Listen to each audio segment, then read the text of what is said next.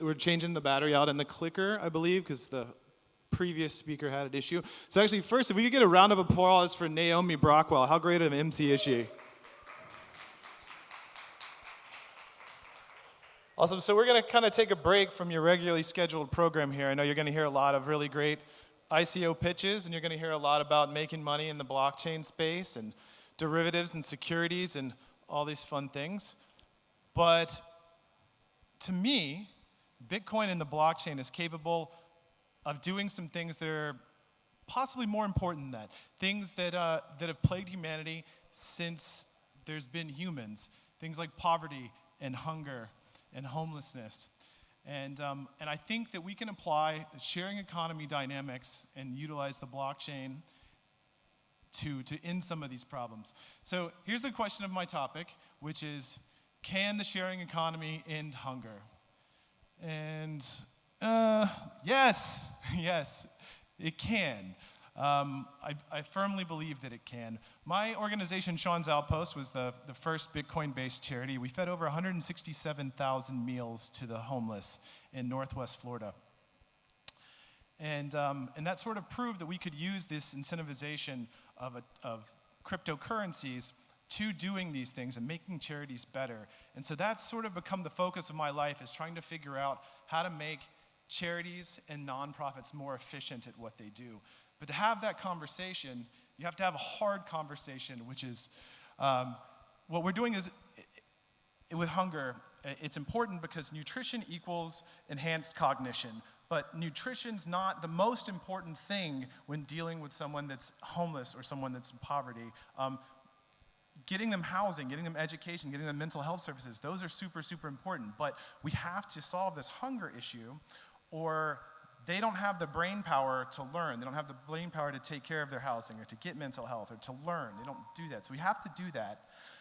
But to fix that, we have to fix the existing charity structure. And that means having this conversation, which is meaning well is not good enough. Current charities in the nonprofit sector, they don't play by the same rules as the for-profit world. If I start a company or you start an ICO and it doesn't provide value to the world or to your customer base, you go out of business, and that's the market taking care of itself. But in the nonprofit world, if you try good, if you mean well in what you're doing, and you fail miserably, and you continue to fail, unfortunately, you can probably go back out and raise more money, and then you can come back and you can do the same thing over and over and over again, and actually not make a whole lot of headway in terms of actually solving some of these issues. So I'm going to sort of delve into that with what we do at Unsung, my current company. So in the United States, 49 million Americans live in hunger, and that's kind of shocking to a lot of people because that's not what you think about when you think of America. But in the United States, there's 49 million men, women, and children that don't know where their next meal is going to come from. Now, at the same time, the United States throws away $500 billion worth of food every year. That's billion with a B. $500 billion worth of food goes right into the garbage. So the broad strokes are that millions of Americans are living in hunger, and we're throwing billions of dollars of food into dumpsters. So that's what we're trying to solve at Unsung. And it's not an original concept of putting those two things together. It is done, but it's done really inefficiently.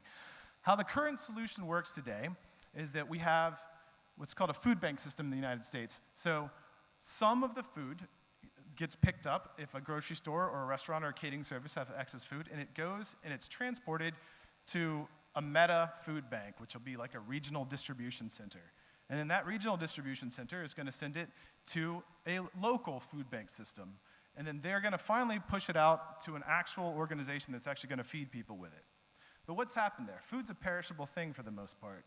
So what happens is that of the amount of food that's collected, only 31% of it actually ever makes it out to actually be fed to people. And so what's happening is each step of that ladder, you're wasting fuel, labor, time, and money. So it's really, really cost ineffective to do this because it's a top-down model. So what we do at Unsung is we've distributed it. We've made it where if a restaurant or a grocery store or a catering service has food, they just go into our app and let us know that food's there. And then a network of volunteer drivers will go pick that up, sort of like an Uber driver or a Lyft driver will. But instead of giving you a ride, they'll actually pick food up and feed someone in need with that. And so we've been doing this, and we've been really effective at doing it. We've proven that this model works. But it's not just working in terms of that it's something good that we're doing for the community, it's also very financially viable. Currently, industry-wide, all charities in the United States, the average cost they're spending per meal is $2.68. So they're spending $2.68 in overhead to feed one meal to a person that's in need. Now that might seem cheap. I don't think it's cheap for the Ukraine, but in the United States, it's pretty cheap for one meal. But so in 2016, the first year that Unsung was in operation, we got our cost per meal down to $1.23 per meal for 16,000 meals, a little over 16,000 meals. So far in 2017, we fed a little over 43,000 meals at an average cost of 91 cents per meal. And at scale, we model that we can actually get that cost down to 9 cents per meal from an industry average of $2.68. And this is when things get really interesting, because if we can actually take this and we can actually do Unsung at scale, but use the resources that are already being inefficiently used by other charities and nonprofits towards tackling this goal, we can do some really cool things. In the United States, we spend $121 billion annually on health and human services for those in need. Now, this red chunk, obviously the largest part of it is all food programs. So this is charities and nonprofits that are trying to engage in feeding people in need. This green part represents housing and education, which what I led with is actually what we really need to grow. We really need to grow those portions of it to actually end these problems and not make them a temporary Band-Aid. But so right now, obviously the lion's share of what we spend is being spent on food. Now if you go from $2.68 to 9 cents at scale, that pie looks a lot like that. So this little red sliver becomes what we're spending on food programs, and this massive, massive green circle becomes the money that's available to spend on programs that actually do work, that actually can help people end this stuff permanently. And just doing that is like finding an extra $80 billion in your pocket. We're not talking about raising additional taxes. We're not talking about going out and having additional campaigns. We're talking about utilizing money that we already have to do this, but using it efficiently. And if we can do that, then we can really solve something that's plagued humanity forever.